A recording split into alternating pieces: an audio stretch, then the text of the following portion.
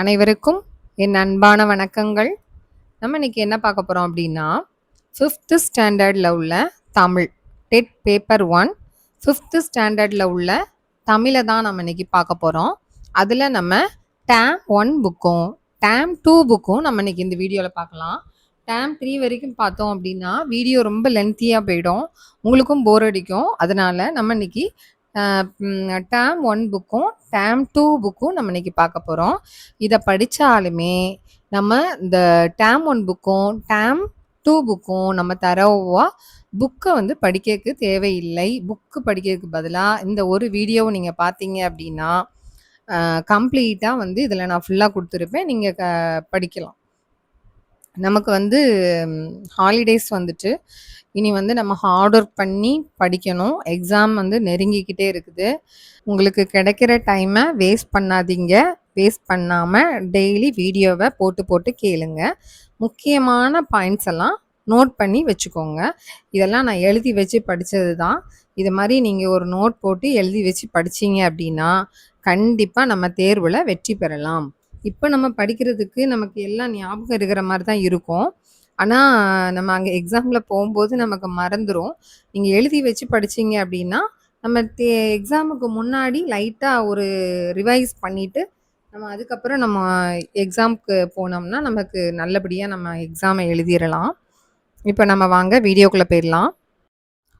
இப்போ நம்ம first question பார்ப்போம். டேம் 1 தமிழில் உள்ளதை பார்க்கலாம். டேம் 1 பாருங்க. தமிழின் இனிமை பாடலை எழுதியவர் புரட்சி கவிஞர் பாரதிதாசன். தமிழின் இனிமை இந்த பாட்டை எழுதினவர் யார் அப்படின்னா புரட்சி கவிஞர் பாரதிதாசன். பாரதிதாசன் பிறந்த ஊர் எது அப்படின்னா புதுச்சேரி.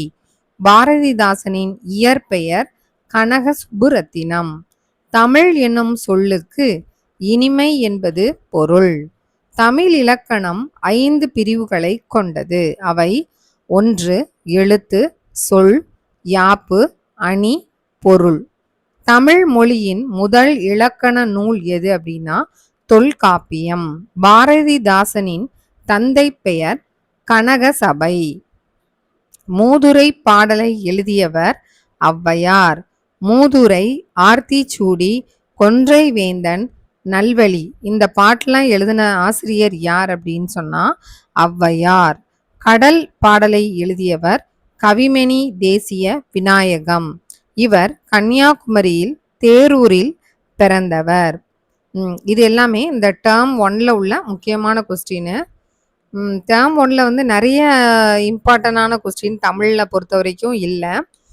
அதனால நான் கொஞ்சம் முக்கியமான கொஸ்டின்ஸ் மட்டும்தான் எடுத்திருக்கிறேன். இன்னொரு வீடியோ நான் போடுறேன், அதில் உங்களுக்கு ரொம்ப இதெல்லாம் ரொம்ப இம்பார்ட்டண்டான கொஸ்டின். அதுக்கப்புறம் ஒருவேளை இதெல்லாம் கேட்கலாம் அப்படின்ற மாதிரி கொஸ்டின்ஸை நான் இன்னும் நெக்ஸ்ட்டு போடுற வீடியோவில் உங்களுக்கு நான் கண்டிப்பாக போடுவேன். இப்போ நம்ம டேம் 2 பார்க்கலாம். டேம் 2 தமிழ். டேம் 1 தமிழில் இதெல்லாம் ரொம்ப ரொம்ப இம்பார்ட்டண்டான கொஸ்டின். அதனால் இதை நல்லா படிச்சுக்கோங்க. நம்ம இப்போது டேம் 2 தமிழ் பார்க்கலாம். டேம் 2 தமிழில் என்ன கொடுத்துருக்காங்க அப்படின்னா ஃபஸ்ட்டு விண்மீன்கள். விண்மீன்கள் ஹைட்ரஜன் அணுக்களால் ஒளி வீசுகிறது.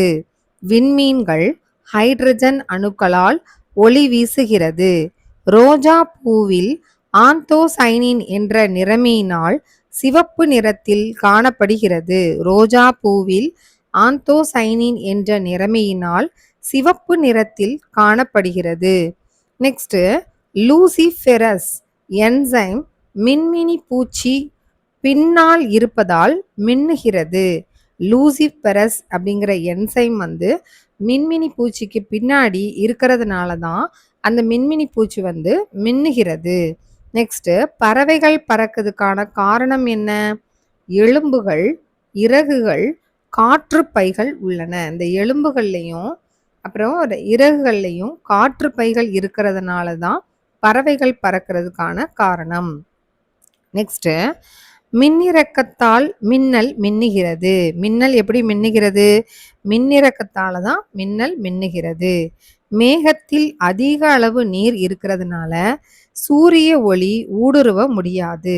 அதனால மேகம் எப்படி இருக்கும்? கருப்பாக தோன்றும்.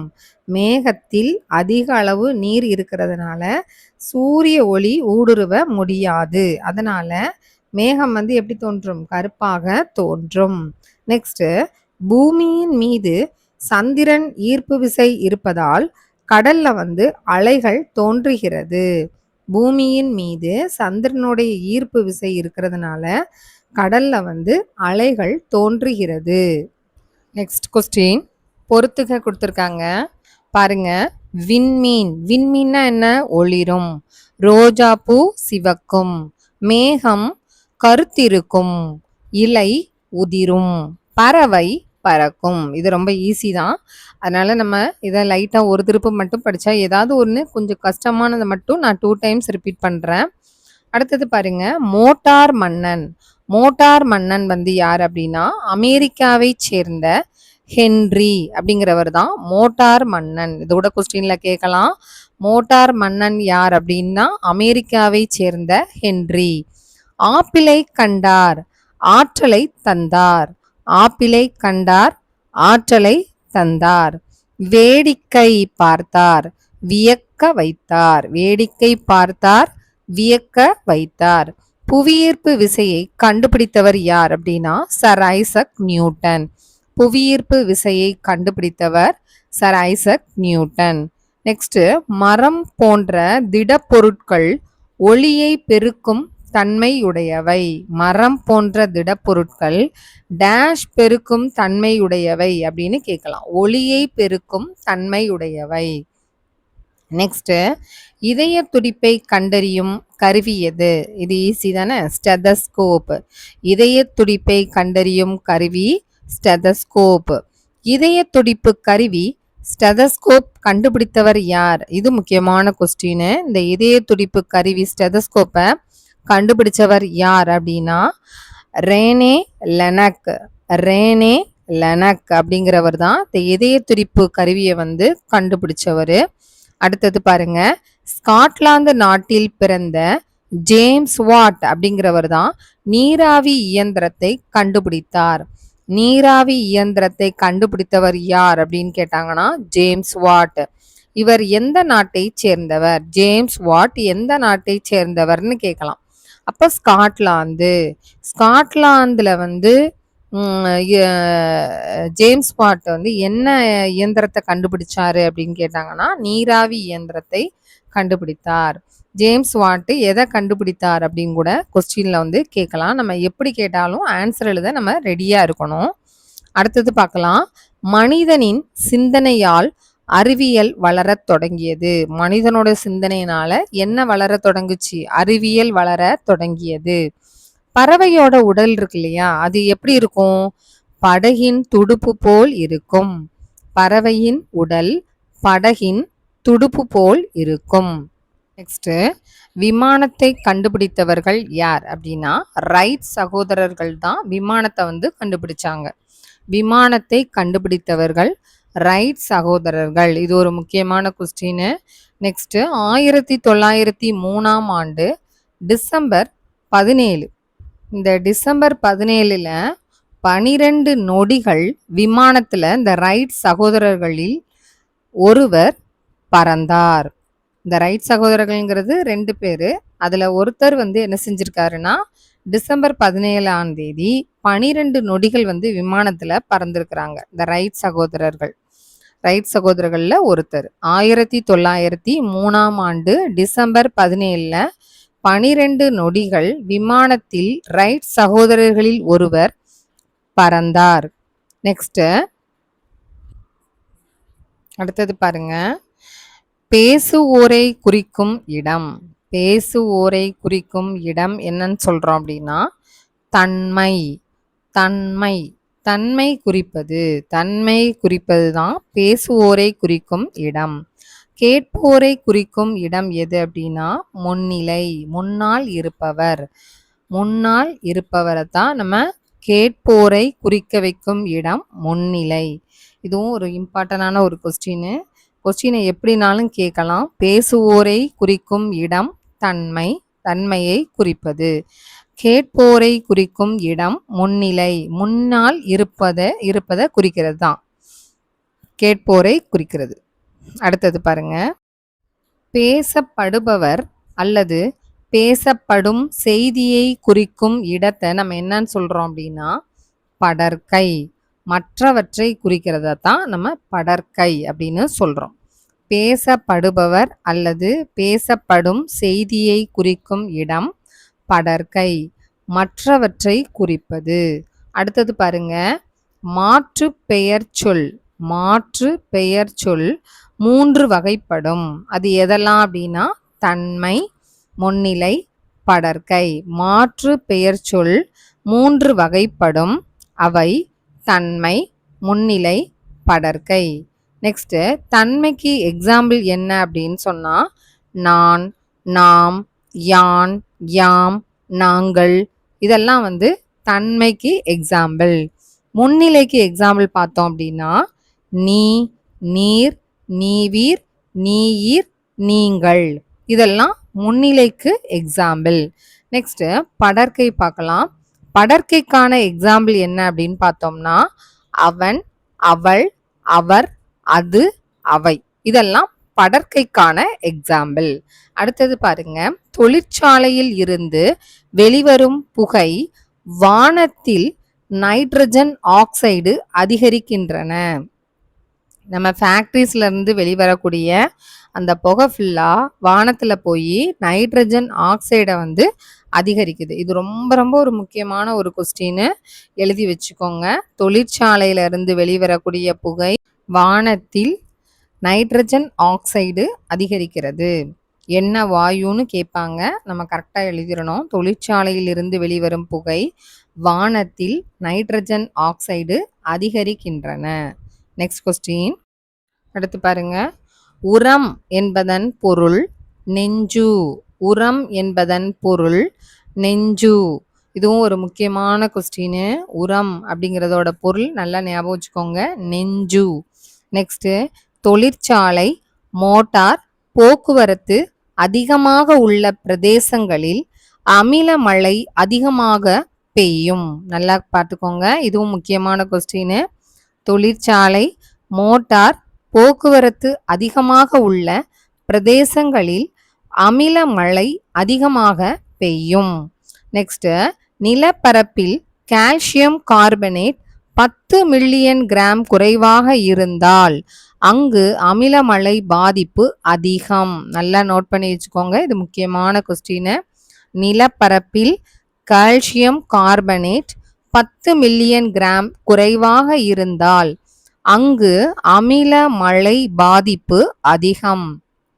அடுத்து, அமில மழை அடிக்கடி பெய்யும் இடங்களில் கடல் பகுதி மீன்களும் சின்னஞ்சிறு உயிரினங்களும் உயிரிழக்க நேரிடும். அமில மழை அடிக்கடி பெய்யுற இடங்கள்ல கடல் பகுதியில மீன்களும் சின்னஞ்சிறு உயிரினங்களும் உயிரிழக்க நேரிடுகின்றன. அடுத்தது தமிழ் சொல். நல்லா பார்த்துக்கோங்க, தமிழ் சொல். தபால் என்ன சொல்வோம்? அஞ்சல். ரேடியோ, வானொலி. பஞ்சாயத்து, நியாய சபை. பஞ்சாயத்து, நியாய சபை. ஹோட்டல், உணவகம். அலமாரி, நிலைப்பேழை. இந்த அலமாரி கொஸ்டின்லாம் கேட்கலாம். அலமாரி அப்படின்னா நிலைப்பேழை. நெக்ஸ்ட், 11 கீழ்கணக்கு நூல்களுள் ஒன்று எது? திருக்குறள். 11 கீழ்கணக்கு நூல்களுள் ஒன்று திருக்குறள். திருக்குறள் வந்து அறம், பொருள், இன்பம் அப்படின்னு 3 பிரிவுகளை உடையது. கொஸ்டின் வந்து திருக்குறள் எத்தனை பிரிவுகளை உடையதுன்னு கேட்கலாம். அறம், பொருள், இன்பம் 3 பிரிவுகளை உடையது. 133 அதிகாரங்களும் 1330 குறட்பாக்களும் உள்ளன. 133 அதிகாரங்களும், திருக்குறள்ல வந்து 133 அதிகாரங்களும் 1330 குறட்பாக்களும் உள்ளன. திருக்குறள் வந்து உலக பொதுமறை என போற்றப்படுகிறது. திருக்குறள் டேஷ் என போற்றப்படுகிறது அப்படின்னு கேட்கலாம். திருக்குறள் உலக பொதுமறை என போற்றப்படுகிறது. திருக்குறளை இயற்றியவர் யாரு? திருவள்ளுவர். ஏறு. ஏறு அப்படின்னா காளை மாடத்தான் நம்ம ஏறு அப்படின்னு சொல்றோம். இதுவும் முக்கியமான கொஸ்டின் தான். ஏறு அப்படின்னா காளை மாடு. காளையின் கொம்பை பிடித்தல் என்னது? என்ன சொல்லுவோம்? ஆண்மை. காளையின் கொம்பை பிடித்தல் ஆண்மை. நெக்ஸ்ட் காளையின் வாலை பிடிக்கிறது என்னன்னு சொல்லுவோம்னா தாழ்மை. இது ரெண்டும் ஒரு முக்கியமான கொஸ்டின். காளையோட கொம்பை பிடிக்கிறது ஆண்மை, காளையோட வாலை பிடிக்கிறது தாழ்மை. சிலம்பு. சிலம்பு அப்படின்னா என்னது? ஒலித்தல். சிலம்புனா ஒலித்தல். சிலம்பு கம்பு. சிலம்பு கம்பு இருக்கு இல்லையா, அது வந்து எதால செய்யப்பட்டது அப்படின்னா சிறுவாரை கம்பு என்னும் மூங்கில் இனத்துல உள்ள ஒரு மூங்கில் கம்பு தான் அது. சிலம்பு கம்பு வந்து இது கொஸ்டின்ல கேட்கலாம். சிறுவாரை கம்பு என்னும் மூங்கில் இனத்துல செய்யப்பட்டது தான் இந்த சிலம்பு கம்பு. சரிங்களா? சிலம்பு கம்பு சிறுவாரை கம்பு என்னும் மூங்கில் இனத்தில் செய்யப்படுகிறது. சிலம்பு கலையின் மான் கொம்பு, பிஞ்சுவா கத்தி, சுருள் பட்டா, வளரி போன்ற ஆயுதங்களை பயன்படுத்துவர். சிலம்பு கலையில வந்து மான் கொம்பு, பிச்சுவா கத்தி, சுருள் பட்டா, வளரி போன்ற ஆயுதங்களெல்லாம் வந்து பயன்படுத்துவாங்க. எதுல? சிலம்பு கலையில. அடுத்தது பாருங்க, கடையேழு வள்ளல்கள்ல ஒருவர் யார் அப்படின்னா வல்வில் ஓரி. கடையேழு வள்ளல்களில் ஒருவர் யார் அப்படின்னா வல்வில் ஓரி. அடுத்தது கங்கை கொண்ட சோழபுரம். கங்கை கொண்ட சோழபுரம் எங்க இருக்குது? அரியலூர்ல இருக்குது. கங்கை கொண்ட சோழபுரம் டேஷ் அமைந்துள்ளது? அரியலூரில் அமைந்து உள்ளது. அடுத்தது பாருங்க, சிதம்பரத்தில் இருந்து ஜெயங்கொண்டம் செல்லும் சாலையில தான் கங்கை கொண்ட சோழபுரம் உள்ளது. கங்கை கொண்ட சோழபுரம் எங்க இருக்குன்னு கேட்கலாம். சிதம்பரத்தில் இருந்து ஜெயங்கொண்டம் செல்லும் சாலையில தான் கங்கை கொண்ட சோழபுரம் இருக்குது. அடுத்தது, முதலாம் ராஜேந்திர சோழன் வடநாடு சென்று பகைவர்களை வென்று கங்கை நீரை கொண்டு வந்தான். அந்த அந்த வெற்றியை கொண்டாடுறதுக்கு தான் கங்கை கொண்ட சோழபுரம் என்று அந்த ஊருக்கு பெயர் வந்துச்சு. முதலாம் ராஜேந்திர சோழன் வடநாட்டுக்கு போய் அங்க உள்ள பகைவர்களெல்லாம் சண்டை போட்டு ஜெயிச்சு கங்கை நீரை கொண்டு வந்தாரு. யாரு? ராஜேந்திர சோழன். அந்த வெற்றியை கொண்டாடுறதுக்காகத்தான் கங்கை கொண்ட சோழபுரம் என்று அந்த ஊருக்கு பெயர் வந்துச்சு. சரிங்களா? அடுத்தது, ராஜேந்திர சோழனின் மற்றொரு பெயர் என்ன? கங்கை கொண்டான். ராஜேந்திர சோழனுடைய மற்றொரு பெயர் என்ன? கங்கை கொண்டான். அடுத்தது பார்க்கலாமா? அடுத்து பாருங்க, கங்கை கொண்ட சோழபுரம் கங்காபுரி, கங்காபுரம் என்று புலவர்களால் போற்றப்படுகிறது. கங்கை கொண்ட சோழபுரம் எப்படி போற்றப்படுது? கங்காபுரி அப்படின்னும் கங்காபுரம் அப்படின்னும் புலவர்களால போற்றப்படுகிறது. அடுத்து பாருங்க, கங்கா நதியும் கடாரமும் கை கொண்டு கங்காகபுரி பிறந்த கற்பம் என்று ஒட்டக்கூத்தர் குறிப்பிடுகிறார். ஒட்டக்கூத்தர் குறிப்பிடுகிறார். கங்கா நதியும் கடாரமும் கை கொண்டு கங்காக புரிபரந்த கற்பம் என்று ஒட்டக்கூத்தர் குறிப்பிடுகிறார். இதை கொடுத்து யார் இந்த இதை குறிப்பிடுறாங்க அப்படின்னு கூட கேட்கலாம். வந்து சோழகங்கம், சோழகங்க பேரேரி. இதை என்னன்னு சொல்றோம் அப்படின்னா பொன்னேரி அப்படின்னு சொல்லிட்டு இப்போ வந்து பேரை வந்து மாத்திருக்காங்க. சோழகங்கம், சோழகங்க பேரேரி. இதை ரெண்டு பேரையும் பொன்னேரி அப்படின்னு சொல்லிட்டு பெயர் மாற்றி இருக்கிறாங்க. சரிங்களா? பெயர் மாறி இருக்கிறது. சோழகங்கம், சோழகங்க பேரேரி, பொன்னேரி என பெயர் மாறி இருக்கிறது. அடுத்தது, ராஜேந்திர சோழனின் தந்தை யார் அப்படின்னா ராஜராஜ சோழன். ராஜேந்திர சோழனின் தந்தை வந்து ராஜராஜ சோழன். நெக்ஸ்ட் பாருங்க, கோவிலின் உச்சியில், அதாவது விமானம், கோவிலோட உச்சி என்னன்னு சொல்லுவோம் அப்படின்னா விமானம். கோவிலின் உச்சியில் உள்ள வட்ட வடிவமான கல் 34 அடி குறுக்களவு கொண்டது. 34 அடி குறுக்களவு கொண்டது. இது ஒரு முக்கியமான கொஸ்டின். கோவிலின் உச்சியில் உள்ள வட்ட வடிவமான கல் 34 அடி குறுக்களவு கொண்டது. இந்த கோயிலோட உச்சியை தான் என்னன்னு சொல்கிறோம் அப்படின்னா விமானம் அப்படின்னு சொல்கிறோம். விமானம்னு வானத்தில் போகிற ஏரோப்ளேன் நம்ம நினச்சிடக்கூடாது. கோவிலின் உச்சியில் உள்ள வட்ட வடிவமான கல் 34 அடி குறுக்களவு கொண்டது. அடுத்தது பாருங்க, கோவில் வாசலில் தரையிலிருந்து 20 அடி உயரத்தில் உள்ளது. கோவில் வாசல் வந்து தரையிலிருந்து 20 அடி உயரத்துல என்ன செய்யும் இருக்கும் கோயிலோட வாசல்.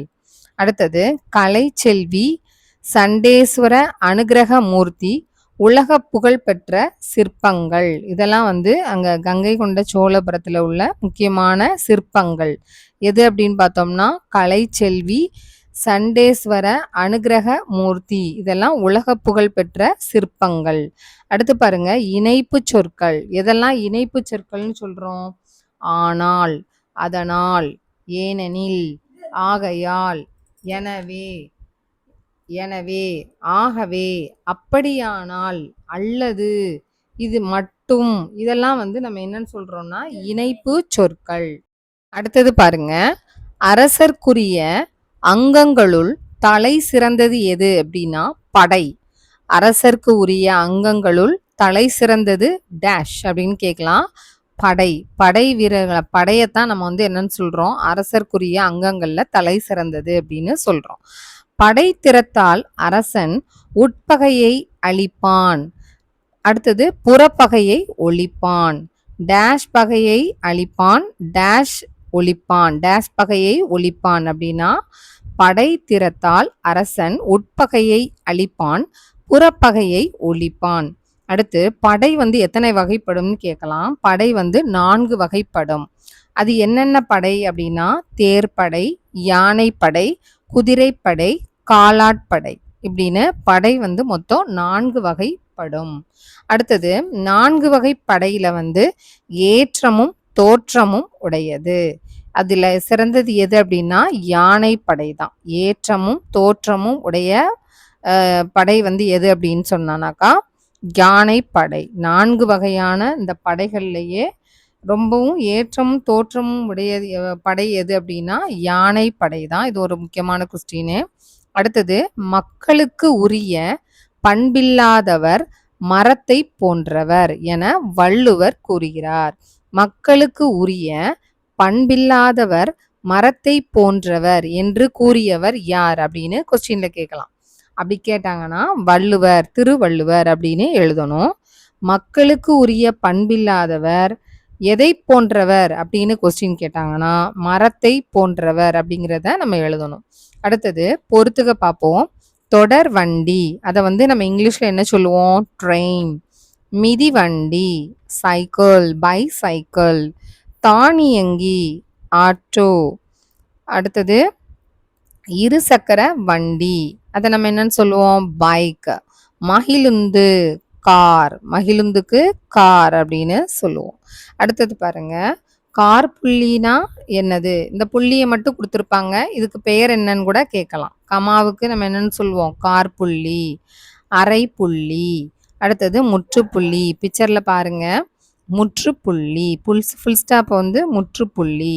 வினாக்குறி, கொஸ்டின் மார்க்க வினாக்குறி. உணர்ச்சிக்குறி, ஆச்சரியக்குறியை தான் நம்ம உணர்ச்சிக்குறி அப்படின்னு சொல்றோம். ஒற்றை மேற்கோள் குறி.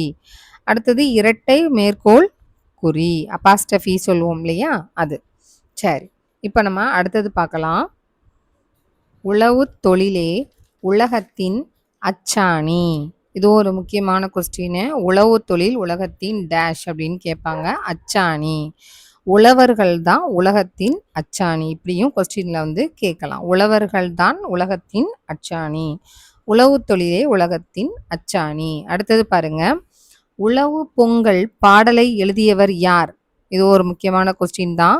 உழவு பொங்கல் பாடலை எழுதியது யார் அப்படின்னா நாமக்கல் வே. ராமலிங்கனார். நாமக்கல் வே. ராமலிங்கனார். உழவு பொங்கல் பாடலை எழுதியவர் நாமக்கல் வே. ராமலிங்கனார். நாமக்கல் வே. ராமலிங்கனார் இந்திய விடுதலை குறித்தும் காந்தியடிகள் குறித்தும் பல பாடல்களை பாடியுள்ளார். நாமக்கல் வே. ராமலிங்கனார் வந்து எதெல்லாம் பத்தி பாடியிருக்காரு? இந்திய விடுதலை பத்தியும் காந்தியடிகளை பத்தியும் பல பாடல்களை வந்து பாடியிருக்காரு. அடுத்தது வே ராமலிங்கனார் காந்திய கவிஞர் என்று போற்றப்படுகிறார். ராமலிங்கனார் வந்து எப்படி போற்றப்படுவார் அப்படின்னு கேட்கலாம். வே ராமலிங்கனார் காந்திய கவிஞர் என்று போற்றப்படுகிறார். அடுத்தது பாருங்க, கத்தியின்றி இரத்தமின்றி யுத்தமொன்று வருகுது, தமிழன் என்றோர் இனமுண்டு, தமிழன் என்று சொல்லடா, தலை நிமிர்ந்து நில்லடா என்ற பாடல் வரிகள் என்றும் நிலைத்திருப்பவை. அந்த பாட்டை இந்த பாட்டை ஃபுல்லாக எழுதினவர் யார் அப்படின்னா வே ராமலிங்கனார் தான். இந்த பாட்டெல்லாம் நமக்கு எப்போதுமே மனசில் இருக்கக்கூடிய பாடல்கள். இந்த பாடலை எழுதினவர் யார் அப்படின்னு கேட்கலாம். வே ராமலிங்கனார். கத்தியின்றி இரத்தமின்றி யுத்தமொன்று வருகுது, இந்த பாட்டை எழுதினவர் யார் அப்படின்னு கொஸ்டினில் கேட்கலாம். தமிழன் என்றோர் இனமுண்டு, இந்த பாடலை எழுதினவர் யார் அப்படின்னு கேட்கலாம். தமிழன் என்று சொல்லடா, தலை நிமிர்ந்து நில்லடா, இந்த பாடலுடைய வரிகளை எழுதினது யார், இந்த பாட்டை எழுதினவர் யார் அப்படின்னும் கேட்கலாம். அடுத்தது பாருங்க, தமிழகத்தின் முதல் அரசவை கவிஞர் யார் அப்படின்னா நாமக்கல் வே ராமலிங்கனார் ஆவார். தமிழகத்தோடைய முதல் அரசவை கவிஞர் யார் அப்படின்னா நாமக்கல் வே ராமலிங்கனார் ஆவார். அடுத்தது, பல ஆண்டுகளுக்கு முன் தென்பாண்டிய நாட்டை ஆண்டு வந்தவர் மங்கையர்க்கரசி. மங்கையர்க்கரசி. பல ஆண்டுகளுக்கு முன் தென்பாண்டிய நாட்டை ஆண்டு வந்தவர் மங்கையர்க்கரசி. அடுத்து, அடுக்கு தொடர். இதுக்கு எடுத்துக்காட்டு என்ன? வா வா வா, பாம்பு பாம்பு பாம்பு, போ போ போ, திரும்ப திரும்ப, இப்படின்னு சொல்லிட்டு ஒரே வார்த்தை திரும்ப திரும்ப வரும் பொழுது அது வந்து என்னன்னு சொல்லுவோம்னா அடுக்கு தொடர் அப்படின்னு சொல்றோம். இது வந்து பிரித்தாலும் பொருள் தரும். வா அப்படின்னா பொருள் தரும். அடுத்த திருப்பு வா கொடுத்துருக்காங்க இல்லையா, அதுவும் பொருள் தரும். பாம்பு அப்படின்னாலும் பொருள் தரும், பாம்பு அப்படின்னாலும் பொருள் தரும். சரிங்களா? பிரித்தாலும் பொருள் தரக்கூடியதை நம்ம என்னன்னு சொல்லுவோம் அப்படின்னா அடுக்கு தொடர் அப்படின்னு சொல்லுவோம். இது ஒரு முக்கியமான கொஸ்டின். பிரித்தாலும் பொருள் தரக்கூடிய தொடர் எது அப்படின்னு கேட்டாங்கன்னா அடுக்கு தொடர். சரிங்களா? அடுத்தது, இரட்டை கிளவி. இரட்டை கிளவி வந்து என்னது அப்படின்னா இது வந்து பிரித்தால் பொருள் தராது, தனித்தனியா பிரிச்சா பொருள் தராது. அதுக்கு எக்ஸாம்பிள் பாருங்க, கலகல. வெறும் கலை அப்படின்னா பொருள் தராது. கலகல அப்படின்னா தான் கலகலன்னு சிரிக்கிறாங்க அப்படின்றது பொருள் தரும். தட தட. தட அப்படின்னா பொருள் தராது. பட பட, பல பல, இது வந்து பிரித்தால் பொருள் தராது. அடுத்தது, இரட்டை என்பது இரண்டு கிளவி என்பது சொல். இரட்டை அப்படின்னா என்ன அர்த்தம்? இரண்டு கிளவி என்பது சொல். அடுத்தது, இரட்டை கிளவி ஒலிப்பு குறிப்பு, விரைவு குறிப்பு, வியப்பு குறிப்பு, சினக்குறிப்பு போன்ற பல வகை குறிப்புகளை உணர்த்தும். இப்போ இரட்டை கிளவின்னு கொடுத்து இதை குறிக்கக்கூடிய குறிப்பு எது அப்படின்னு சொல்லி கூட கேட்கலாம். அதில் ஒலி குறிப்பு, விரைவு குறிப்பு, வியப்பு குறிப்பு, சினக்குறிப்பு போன்ற பல வகை குறிப்புகள் உணர்த்தும். அடுத்தது பாருங்க, கலகலவென. இது என்னது அப்படின்னா ஒலி குறிப்பு. நர நரவென அப்படின்னா சினக்குறிப்பு. தட தட அப்படின்னா விரைவு குறிப்பு. தட தடன்னு வண்டி வந்து வேகமாக போகும், அதான் விரைவு குறிப்பு. நர நரன்னா கோபமாக இருந்தால் நர நரன்னு பல்ல என்ன செய்வோம்? கடிப்போம், அதனால அது சினக்குறிப்பு. கலகல அப்படிங்கிறது சத்தம் போட்டு என்ன செய்வோம்? சிரிப்போம் இல்லையா, அதுதான் ஒலி குறிப்பு அப்படின்னு சொல்றாங்க. அடுத்தது பாருங்க, ஒரு பொருள் தரும் பல சொற்கள். ஒரு பொருள் தரும் பல சொற்கள் எதெல்லாம் அப்படின்னு பார்த்தோம்னா வயல். வயல்னா என்ன அர்த்தம் அப்படின்னா செய் கழனி. உழவு அப்படின்னா விவசாயம், வேளாண்மை. மகிழ்ச்சி அப்படின்னா இன்பம், துன்பம். வீடு, மனை, இல்லம் அப்படின்ற பேரும் உண்டு. பேசு அப்படின்னா சொல், கூறு அப்படின்னு. ஒரு பொருள் தான், ஆனால் பல சொற்களை நமக்கு என்ன செய்து கொடுக்குது. அடுத்து வந்து இருவினை. இருவினை எதெல்லாம் அப்படின்னு கேட்கலாம். நல்வினை, தீவினை, இது ரெண்டும் தான் இருவினை. அடுத்தது முத்தமிழ். இதெல்லாம் முக்கியமான கொஸ்டின். முத்தமிழ் எதெல்லாம் அப்படின்னா இயல், இசை, நாடகம். இது மூணையும் தான் நம்ம என்னன்னு சொல்றோம்னா முத்தமிழ் அப்படின்னு சொல்றோம். நாற்றிசை. நாற்றிசை அப்படின்னா என்னது? 4 திசையை குறிக்கிறது தான் நாற்றிசைன்ற பேரு. இந்த 4 திசைகள் எது? கிழக்கு, மேற்கு, வடக்கு, தெற்கு. இந்த 4 திசைகள தான் நாற்றிசை அப்படின்னு சொல்றோம். அடுத்தது பாருங்க, ஐந்திணை. ஐந்திணை எதெல்லாம்? குறிஞ்சி, முல்லை, மருதம், நெய்தல், பாலை. அடுத்து அறுசுவை. அறுசுவை எதெல்லாம் சொல்றோம்? இனிப்பு, புளிப்பு, கசப்பு, கார்ப்பு, உவர்ப்பு, துவர்ப்பு. இதெல்லாம் வந்து நம்ம அறுசுவை அப்படின்னு சொல்றோம். இதோட நமக்கு டேம் 2 வந்து நமக்கு முடியுது. டேம் 1 வந்து நான் உங்களுக்கு கொஞ்சம் தான் குடுத்துருக்கிறேன். மீதிய நானு இன்னொரு வீடியோல நான் கண்டிப்பா உங்களுக்கு போஸ்ட் பண்றேன். இப்போ இந்த வீடியோ உங்களுக்கு யூஸ்ஃபுல்லா இருந்திருக்கும்னு நெனைக்கிறேன். டெய்லி வீடியோவ போட்டு போட்டு கேளுங்க. முக்கியமான பாயிண்ட்ஸ நோட் பண்ணி வச்சு படிங்க. கண்டிப்பா நம்ம டெட் தேர்வுல வெற்றி பெறலாம்.